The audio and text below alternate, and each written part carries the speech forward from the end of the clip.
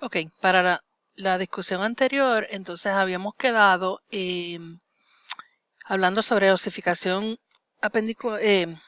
osificación intramembranosa y endocondral. Lo que tenemos que recordar es que la osificación va a continuar a lo largo, en los huesos largos, es que sería endocondral, a lo largo, o sea, lengthwise. Pero también los huesos crecen a lo ancho. Y una vez se cierran las placas epifisiarias, en realidad es la única dirección en que pueden crecer. Así que ese crecimiento a lo largo depende de que la placa epifisiaria se mantenga abierta, porque esa es la zona de crecimiento. Recuerden que es de cartílago hialino, esto se considera un tipo de articulación cartilaginosa, y tiene una zona de transición en cada extremo. O sea que el cartílago va a estar creciendo en ambas direcciones, hacia la epífisis y hacia la diáfisis. La metáfisis es la zona de transición que está en el lado de la cavidad del medular. Esto es una radiografía de la mano de un niño donde se pueden ver placas epifisiarias pertenecientes a diferentes huesos. Este, por ejemplo, es de la falange proximal. Todas estas de la falange intermedia. Aquí hay placas epifisiarias que pertenecen a los metacarpos. En esta mano, que es de un niño más joven todavía, pues se puede ver que los huesos carpales todavía no están completamente formados, y en esta mano de un infante menos todavía. Ahora, en el adulto, pues sí se puede ver que ya las placas, las zonas de crecimiento, la separación obvia que hay aquí, no existe. Ya esas placas se han cerrado. Así que esa es la progresión. Luego el hueso va a seguir creciendo a lo largo hasta que se cierra esa placa. Y esas entonces placas van a dejar un remanente que son las líneas epifisiarias. Tenemos dos tipos de enanismo entonces, dos tipos de enanismo que vamos a enfatizar. Son el enanismo acondroplástico. Si analiza la palabra A, significa ausencia de. Condro siempre se va a referir a un cartílago. Y esto se debe a una mutación espontánea que va a producir un alelo dominante. O sea que esta persona que tiene este tipo de enanismo ya tiene un alelo dominante para enanismo. Y esa mutación lo que hace es que no permite que haya crecimiento de cartílago en las metáfisis. Por lo tanto, los huesos que se van a afectar son los huesos largos, los de las extremidades. Por eso es que el torso se ve más o menos en proporción normal, mientras que las extremidades van a estar pues más cortas de lo normal. El otro tipo de enanismo es el enanismo pituitario, donde el problema es falta de hormona de crecimiento, y esto se puede resolver si se detecta a tiempo.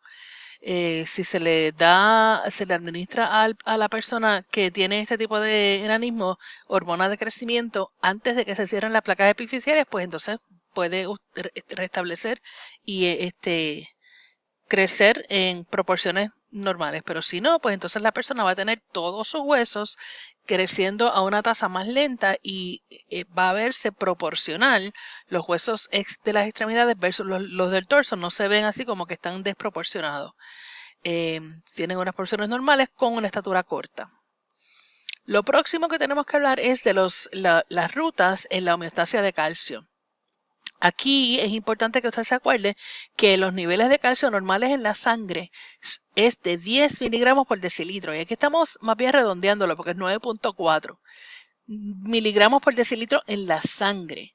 Así que si usted ve un nivel de calcio aumentado en la sangre, ¿okay?, lo que va a pasar es que su glándula tiroide va a liberar calcitonina.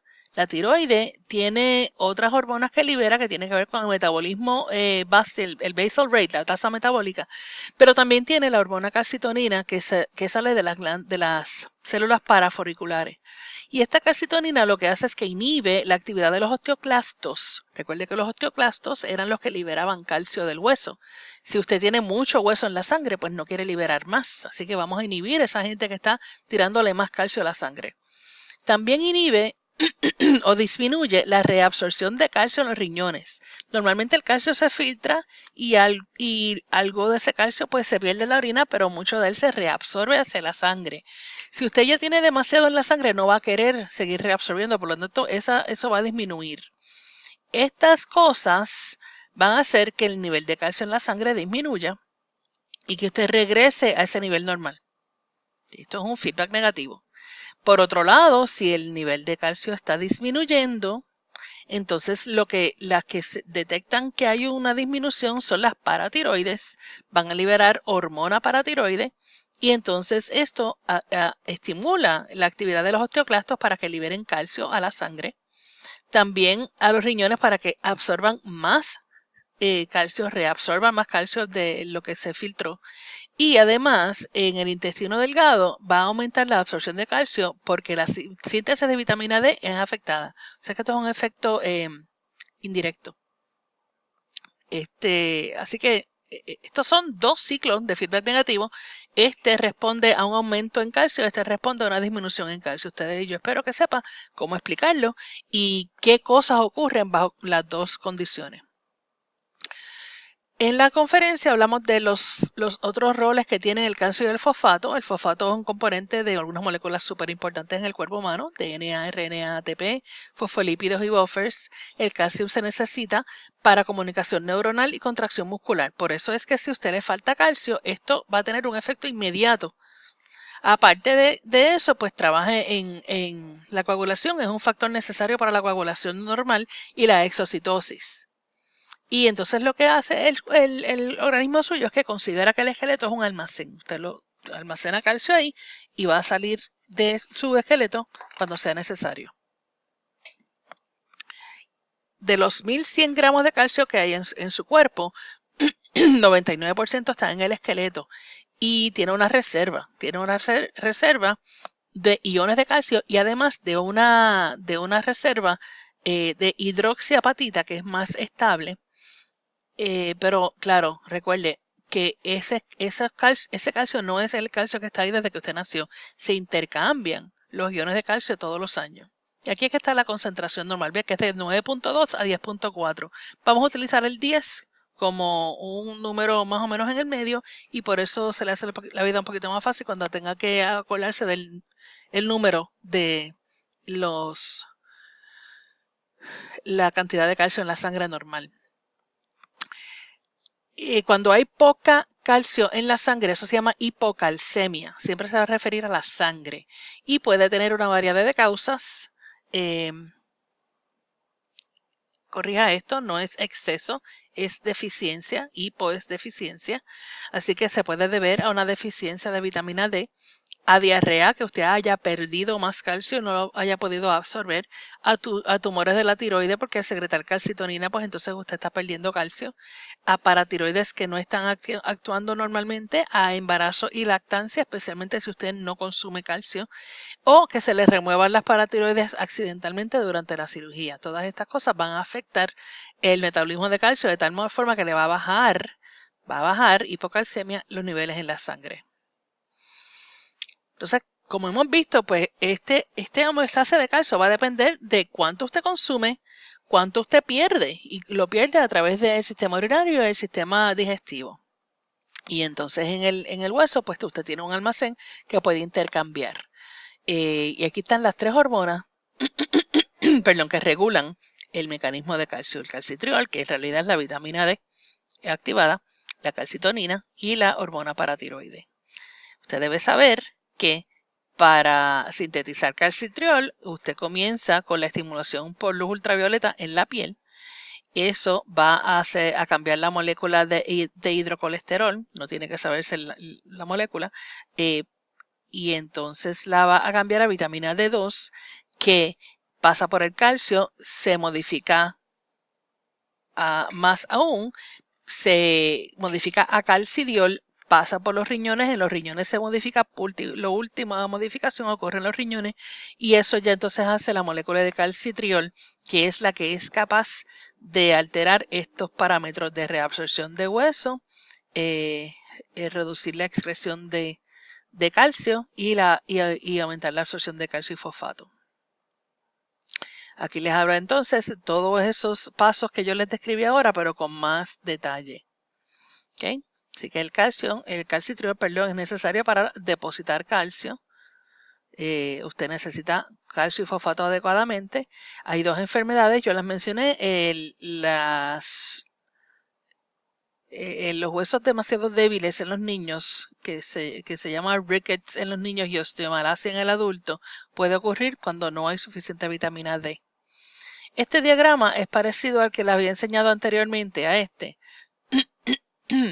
pero aquí en este pues están ilustrándoles los sistemas, ¿verdad? Aquí tienen entonces el nivel de calcio normal, cuando el nivel de calcio,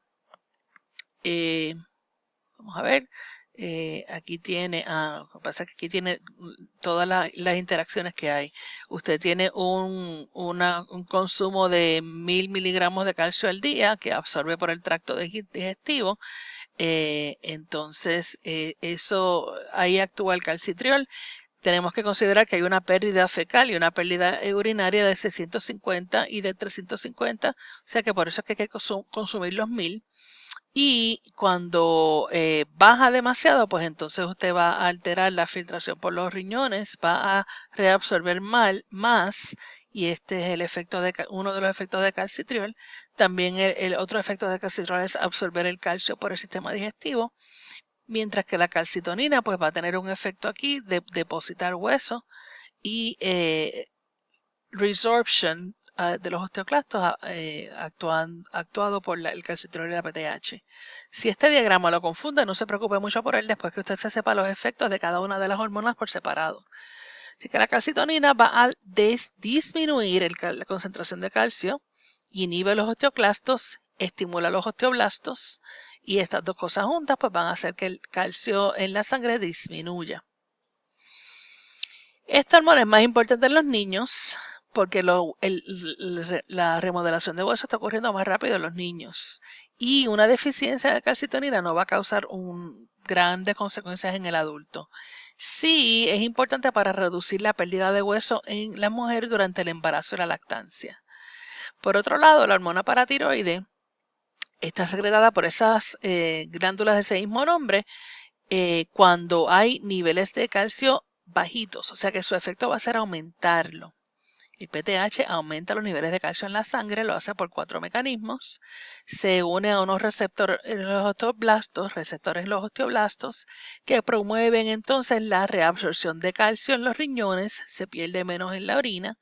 También promueve el último paso de la síntesis de calcitriol, inhibe la síntesis de colágeno, así que eso va a inhibir el depósito de calcio. ¿Okay? Si usted tiene un problema de osteoporosis, pues uno de los tratamientos es inyectar PTH para aumentar la masa muscular. Aquí tenemos entonces el mecanismo de feedback, donde cuando está exceso de calcio en la sangre, entonces se secreta calcitonina, la actividad reducida de los osteoclastos, la actividad aumentada de los osteoblastos, y entonces el calcio que retorna cuando retorna a la normalidad dependiendo de pues, estos dos efectos. Cuando hay deficiencia de calcio, pues entonces son 4 cosas que se van a alterar. Estas 4 van a promover más reabsorción de calcio, resorption. Se libera más calcio del hueso, por eso el calcio aumenta. Se deposita menos. También aquí se deposita menos por el efecto indirecto de que hay menos excreción de fosfato y por lo tanto no se forma hidroxiapatita. Y estas 4 cosas, pues entonces van a causar que el calcio aumente y que los niveles retornen a lo normal.